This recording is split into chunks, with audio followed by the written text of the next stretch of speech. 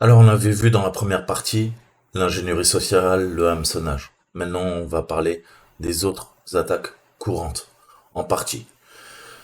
Donc, vous savez que les progrès constants des solutions logicielles antivirus, les logiciels malveillants, les ransomware en particulier, constituent une menace sans cesse croissante. On a des logiciels malveillants, qu'on appelle malware, donc abréviation de logiciel malveillant en anglais, qui peuvent être définis comme tout logiciel conçu pour effectuer des actions malveillantes au nom d'un attaquant.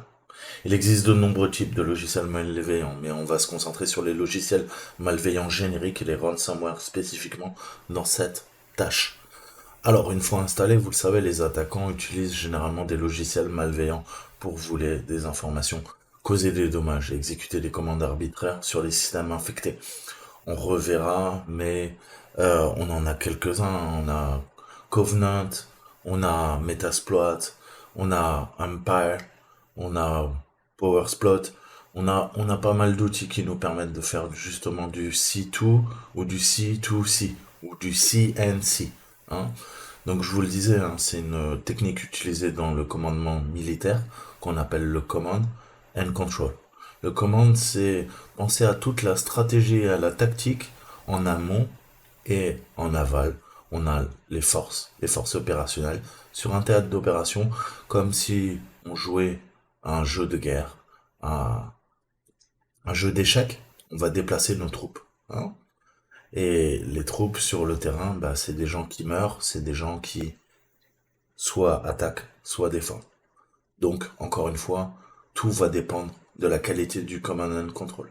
Sur un théâtre d'opération, encore une fois, si vous avez des officiers, des sous-officiers qui sont des grosses brêles, qui vivent dans un monde virtuel, qui sont déconnectés de la réalité et qui n'ont jamais connu le feu, eh ben, il y a de fortes chances qu'ils voient ça comme un jeu vidéo, comme un jeu de stratégie, un STR, comme on dit.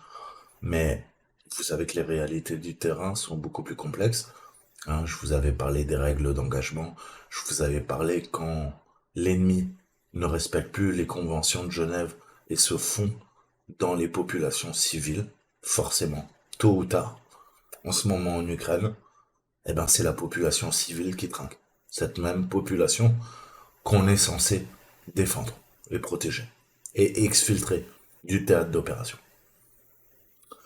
Donc c'est pareil, même technique, sauf que c'est le cyber, ok. On veut pénétrer au plus profond des lignes ennemies de l'ennemi, envoyer nos ordres, nos agents exécutent les ordres, font des fonctions. On a 7 grandes catégories, on y reviendra en cyberattaque. Et dernière étape, post-exploitation, exfiltration. Donc les malwares, si tout, ils se reconnectent à un serveur en attente, et ils permettent à un attaquant de contrôler le système infecté à distance. Si on doit faire des métaphores encore, c'est ce qu'on appelle les splinter cells, les cellules dormantes. On va déployer un agent.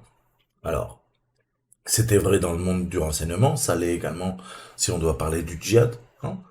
Et les gens se fondent dans le décor, en attendant d'être activés, entre guillemets. Donc le but, c'est d'incorporer souvent des tâches simples, mais toutes ces tâches simples accumulées, eh ben, permettent une cyberattaque, une menace persistante avancée, pardon. Alors ça va de l'enregistrement de frappe, ce qu'on appelle un keylogger, et elles font partie intégrante du logiciel malveillant. Donc on voit que c'est plus un seul virus, c'est pas un cheval de Troie, c'est pas non plus un ver, c'est la combinaison en fait de tout ça. En fonction des besoins, on va adapter les charges utiles, soit pour causer des dégâts, soit pour faire du renseignement, soit pour faire de la guerre, soit pour exfiltrer des données, soit pour faire du déni de service. Bref, chaque charge utile a ses spécificités en termes de signature, en termes de reconnaissance, en termes d'action potentielle. Mais comme je vous le disais, il faut s'adapter. Les systèmes de protection sont de plus en plus complexes. On peut faire le parallèle avec la guerre. hein. Et je vous ai toujours dit, dans l'armée, c'est ce principe de mesure contre mesure. hein. Au fur et à mesure que les attaquants développent des techniques nouvelles, la partie défensive doit également s'adapter à ces nouvelles techniques. Ça fait une certaine force de synergie Et donc, mesure contre mesure, attaque contre attaque. D'accord? Ça a toujours été. Et c'est également vrai dans l'informatique. Ok? Donc le rançongiciel, que j'aime pas trop, que je préfère appeler ransomware, mais après vous faites comme vous voulez. Hein. Donc c'est une classe spécialisée de logiciels malveillants. Les ransomware sont utilisés pour infecter autant de systèmes que possible, en chiffrant les données sur les appareils, et on va demander une rançon, généralement payée en crypto-monnaie telle que tu Bitcoin. Mais ça, je pense que vous en avez tous entendu parler suite aux 15 dernières années où les techniques de rançongiciel sont devenues de plus en plus puissantes. Alors, théoriquement, si vous payez, vos données vous sont renvoyées. On va pouvoir les déchiffrer. Mais très souvent, on a ce principe de double peine. Hein. Non seulement vous allez être des pigeons parce que vous vous êtes fait attaquer, on a chiffré l'ensemble de vos données, mais quand bien même vous payez, vous n'êtes pas sûr de récupérer les données. Mais on se met dans la peau de l'attaquant cette fois-ci. Il vous a bien pigeonné une fois, il va vous repigeonner une deuxième fois. Qu'est-ce que j'entends par là? Déni de service, toutes tes infrastructures sont en carafe, tous tes disques durs sont chiffrés. Tu ne peux plus opérer une activité économique, stratégique, tactique, prendre des décisions. Ok? Et en plus, tu vas payer. Donc, premier gain pour l'attaquant. Il va s'enrichir. Mais il va pas déchiffrer tes données pour autant. Il va revendre une seconde fois, enfin une première fois, mais en tout cas engendrer une deuxième rentrée d'argent en vendant ça sur le dark web.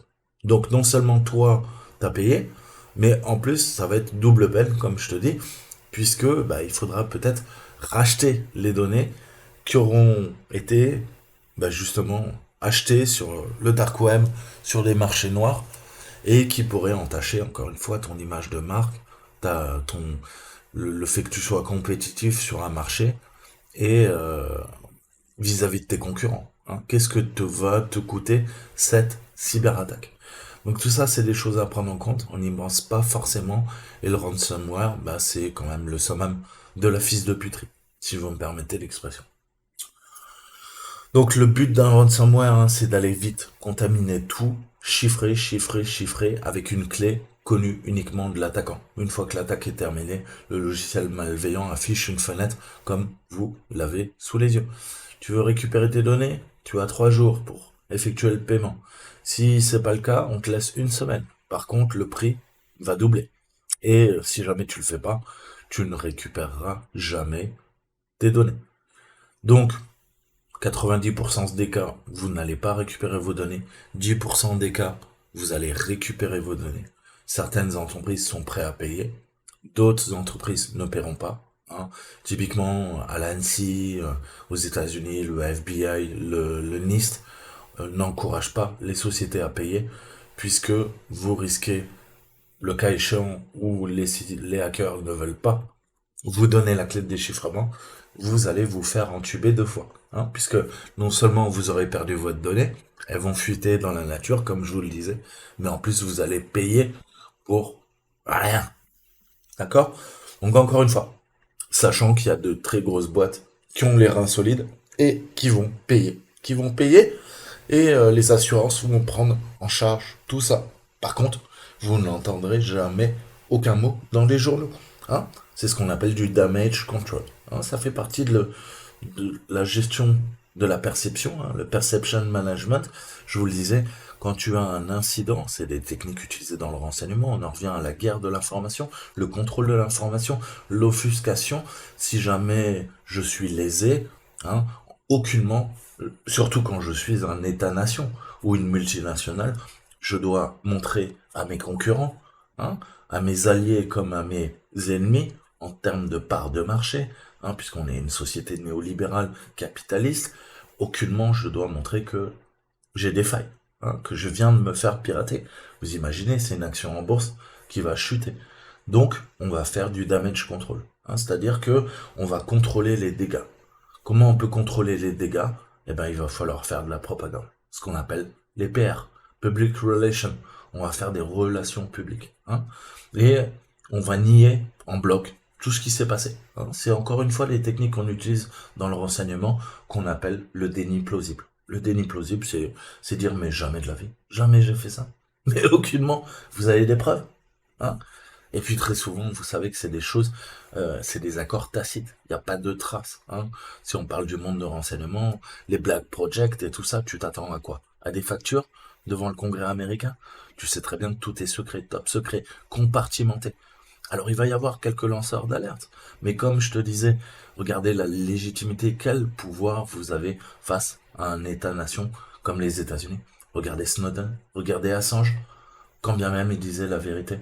On va tout faire pour ternir leurs images, on va leur mettre des prostituées. Regardez Assange, on va dire, il les a violées, alors que les filles, elles étaient consentantes. Encore une fois, je prends pas parti, je ne fais que constater tout ce qui s'est passé.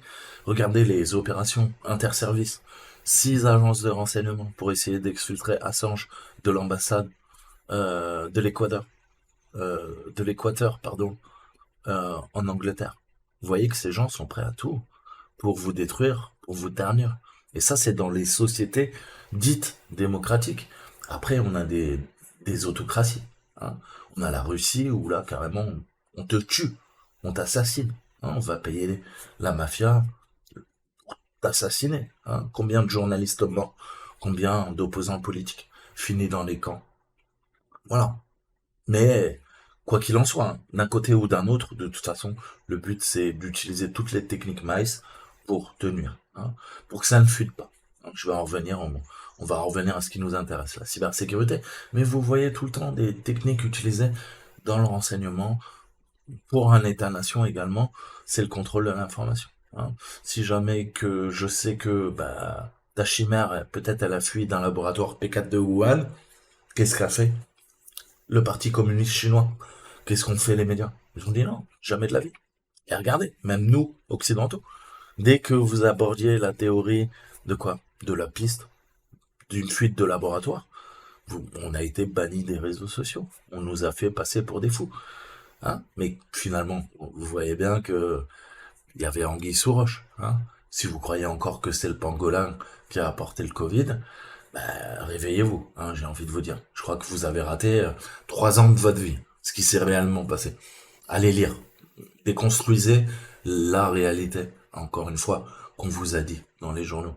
C'est pour ça qu'il faut prendre du recul, c'est pour ça qu'il faut un regard critique et analytique. Donc, typiquement, une boîte qui s'est fait poutrer par un virus, qu'est-ce qu'elle va faire? Elle va dire, mais jamais c'est arrivé. Comment ça? On aurait payé 20 millions aux hackers? Mais jamais de la vie, jamais. Alors qu'ils le feront, bien sûr qu'ils le feront. Ok? Mais ça se dit pas. Hmm. C'est pour ça que je vous dis, il y a un monde en cybersécurité où vous allez voir des sociétés, et j'en ai vu de mes propres yeux, des sociétés du CAC 40, hein, aller s'allonger, passer la serpillière, payer des millions de dollars pour essayer de récupérer leurs données.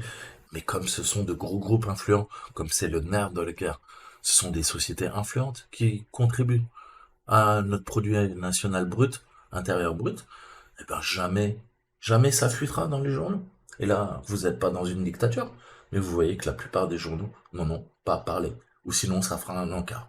Pourtant, vous étiez au sein de toutes ces opérations. Vous avez vécu cette situation, et vous savez que ça ne fuit pas. D'accord? Donc encore une fois, ça c'est le damage control, c'est-à-dire mentir pour couvrir la réalité des choses. Puisqu'on sait que, encore une fois, tu vas ternir mon image de marque, mon image de marque virtuelle sur Internet, hein. Ça va être des parts de marché que je vais perdre. Ça va être des alliés ou des sous-traitants, hein, qui, même ne serait-ce que, comment dire, un conseil d'administration et des actionnaires qui vont plus me faire confiance, hein. Donc voilà, on a tout intérêt à mentir. Et ça arrive tous les jours. Mais vous le savez pas. Parce que c'est pas repris dans les journaux. Et pourtant, c'est des cyberattaques qui arrivent, hein. Mais on n'en parle pas. Donc ça, c'est comprendre cette logique, hein. Les ransomware sont un vecteur puissant, à la fois pour détruire, pour corrompre, pour soutirer de l'argent et pour faire de la vraie guerre économique, hein. Je vous rappellerai que les meilleures unités du renseignement coréen, nord-coréen, notamment Lazarus, qui travaille avec les Chinois, ont détourné des milliards pour permettre à Kim Jong-il, et après Kim Jong-un, son fils, de pouvoir financer tout simplement le programme nucléaire coréen. Hein. Et ça coûte extrêmement cher. Hein, je vous l'ai dit dans mes cours sur le renseignement, je vous ai dit quoi? Aujourd'hui, il vaut mieux une armée de hackers, une centaine de hackers, que développer un programme nucléaire. Ça va vous coûter beaucoup plus cher. Ça va demander pas une centaine de hackers, ça va vous demander des dizaines, des quinzaines de milliers de techniciens, d'ingénieurs, de matériel, toute une logistique lourde, hein, parce qu'on n'enrichit pas l'uranium ou le césium comme ça. Donc voilà, aujourd'hui, il faut faire des choix. La Corée veut s'armer, l'Iran en parallèle, on a besoin de faire rentrer des devises. Comment on fait rentrer des devises? En extorquant les sociétés occidentales. C'est le modèle économique de la Corée du Nord, ni plus ni moins, avec leur armée de hackers. Donc voilà, les ransomware. Donc encore une fois, hein, vous avez un délai, hein, une fenêtre de tir, comme on dit, avec les instructions. Soit vous payez, soit vous ne payez pas. Mais encore une fois, je vous mettrai tous les articles vers le ransomware WannaCry qui a fait énormément de dégâts. Hein, une fois que la rançon est payée, encore une fois, hein, le malware peut déchiffrer ou pas, ou s'autodétruire. Hein. Tout va dépendre de la gentillesse, entre guillemets, des attaquants. Maintenant, on va voir un peu les modes de livraison. Encore une fois, une charge utile dans le secteur militaire, ça peut être une bombe, un missile, ce que vous voulez en fait. Hein. Et on a des vecteurs d'attaque. Hein. Dans l'armement militaire, on a des vecteurs d'attaque, on a ce qu'on appelle des modes de livraison. Je vous ai dit, à un certain niveau, on utilise le même jargon en cybersécurité. C'est quand même intriguant. Je vous laisse quelque peu méditer là-dessus. Donc les modes de livraison. On a différentes façons pour attaquer, infecter une cible avec des logiciels malveillants. Donc beaucoup tournent autour de l'ingénierie sociale. J'ai envie de dire que c'est 95% des attaques. Et les 5% restants, ça va être des 0D. D'accord? Donc attaque de phishing, ingénierie sociale, c'est les vecteurs d'attaque les plus puissants. Un attaquant peut envoyer à une victime pardon, un email, un fichier Word, Excel, avec une macro malveillante. Donc il y a du code incorporé dans le document qui va s'exécuter lorsque l'utilisateur ouvre le fichier. Alors les macros, on s'en sert tous les jours. Hein. Vous pouvez faire des tableaux croisés dynamiques.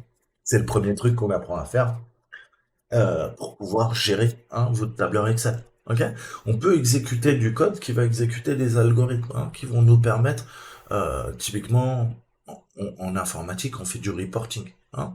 Si on travaille dans des sociétés de services, on va extraire ce qu'on appelle la volumétrie, les métriques, hein, et présenter ça au client. Ça va nous permettre d'avoir une vision objective et de montrer à la fois la gestion des projets, la partie dev, la partie production, hein, puisque j'ai travaillé en production pendant quelques temps.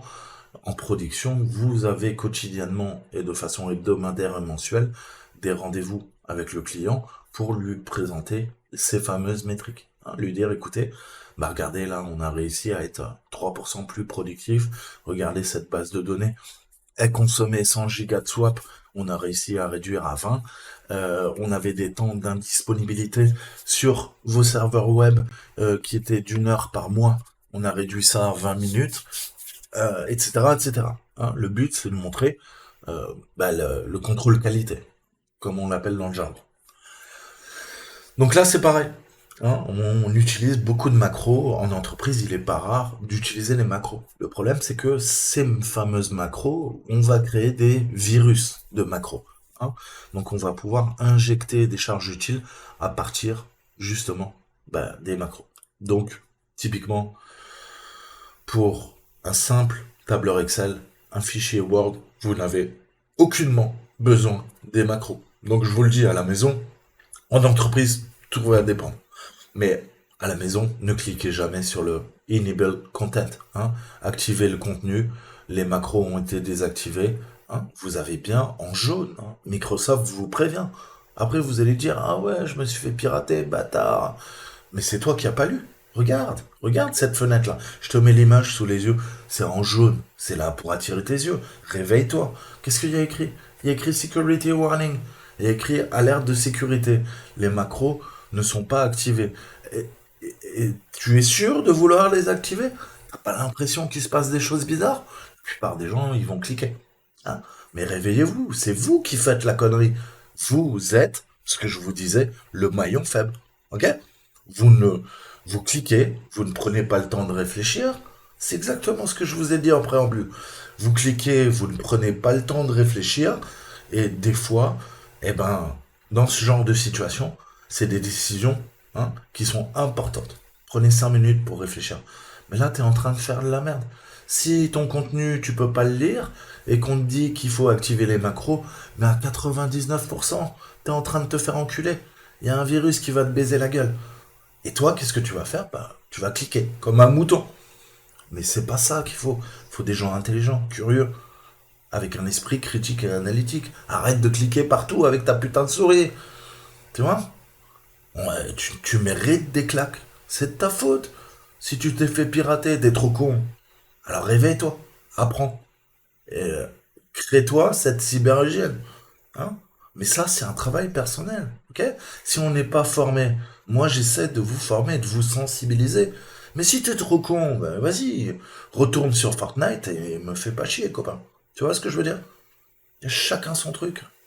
Et son niveau de compétence et de chiro, comme disait mon ex. Hein. Ton cerveau. Utilise ton cerveau, je t'ai dit, c'est énorme.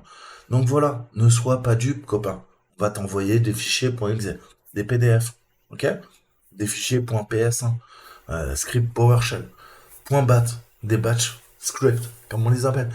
Des fichiers HTA, un fichier d'application HTML, des fichiers GS, des fichiers .chm. Tout ça, on peut le militariser. On peut tout militariser.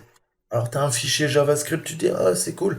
Bah ouais, mais fais gaffe, t'as un interpréteur JavaScript intégré à Windows qui va venir te pirater. Ok? Donc, ne faites. On en revient à ce que je vous disais dans mes précédentes vidéos. Zero trust.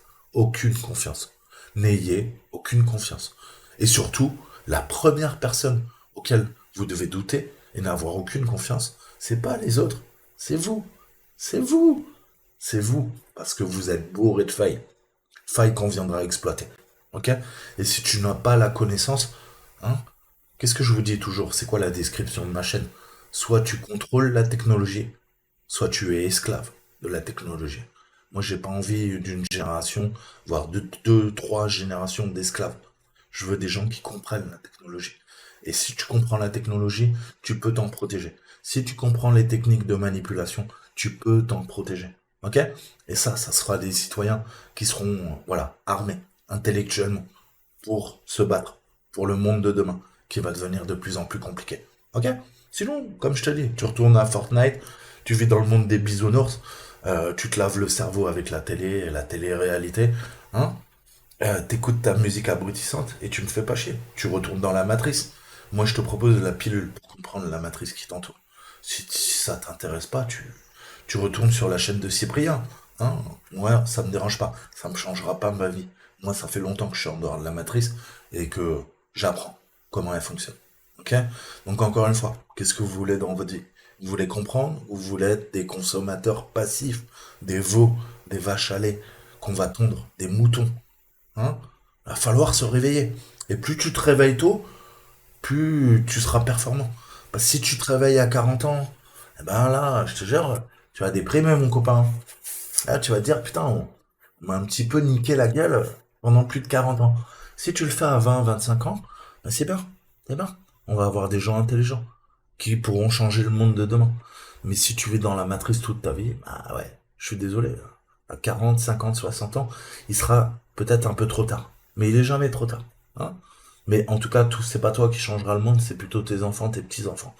Donc moi, le but, c'est l'éducation. Je vous ai dit, vous éclairez sur tout ça. Mais vous devez avoir cette logique, ce mindset de hacker, avoir cet esprit critique. Tout le temps remettre les choses en question sur vous-même, sur le monde qui vous entoure.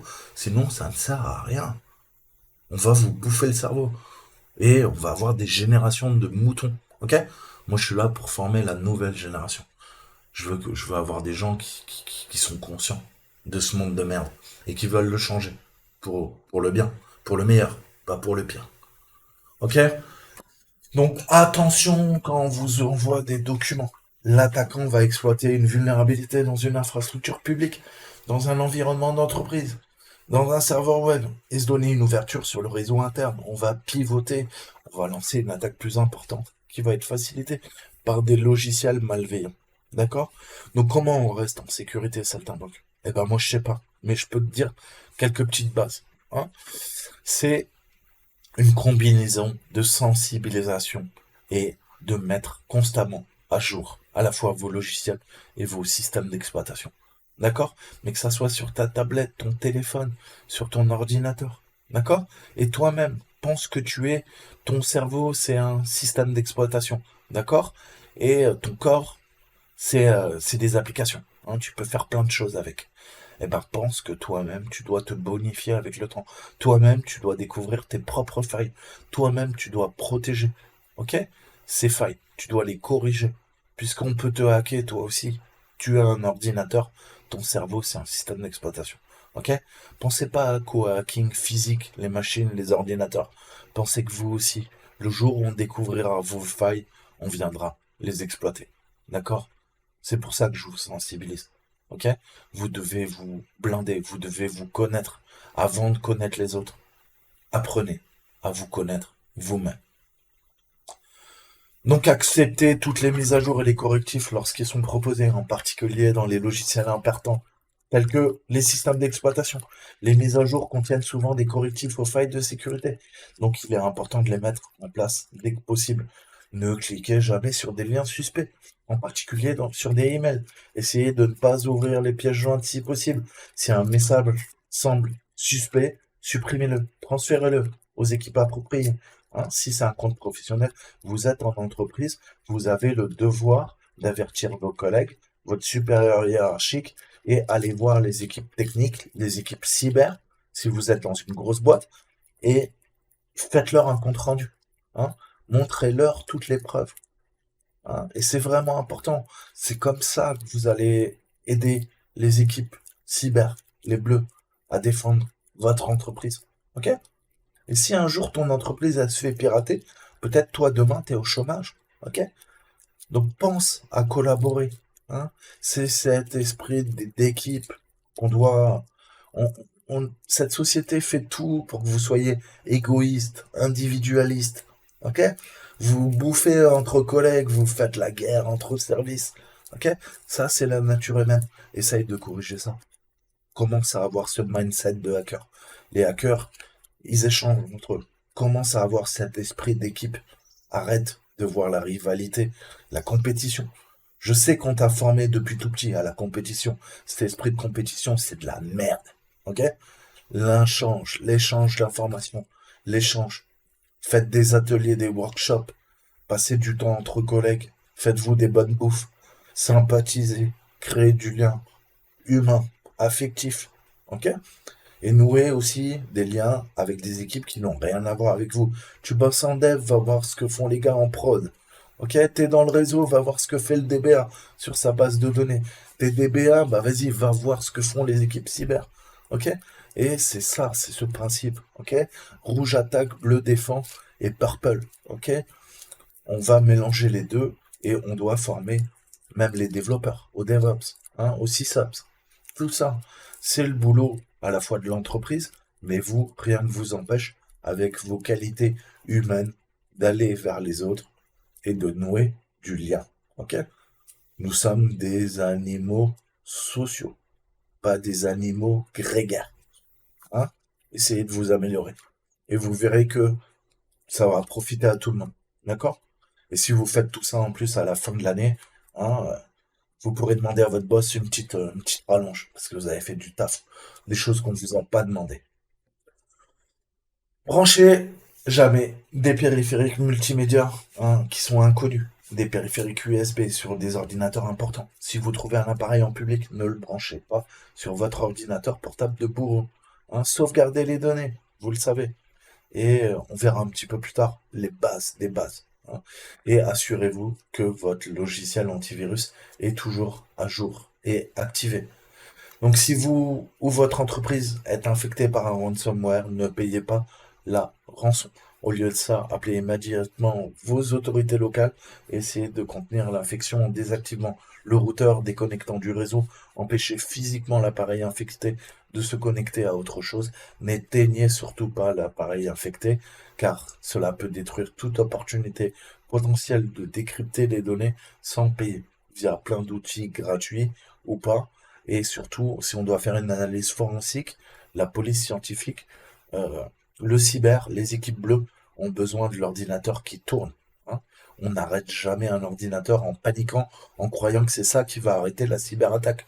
Ça, c'est la faute du bleu bit, du débutant, dans les films. Ah putain, j'éteins mon ordinateur avant qu'il me pirate.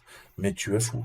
Enfin, je veux dire, le mec, t'inquiète pas, il sera beaucoup plus rapide que toi. C'est pas parce que tu vas éteindre ton ordinateur que ça va empêcher quoi que ce soit. Ton ordinateur, il va redémarrer. S'il y a une faille, il va réexploiter la faille 30 secondes plus tard, 5 minutes plus tard, 2 jours plus tard. Voilà, ça c'est des trucs qui ont ni queue ni tête, hein. Donc arrêtez de penser comme ça. Ce n'est pas réaliste, ok? Ça ne sert à rien.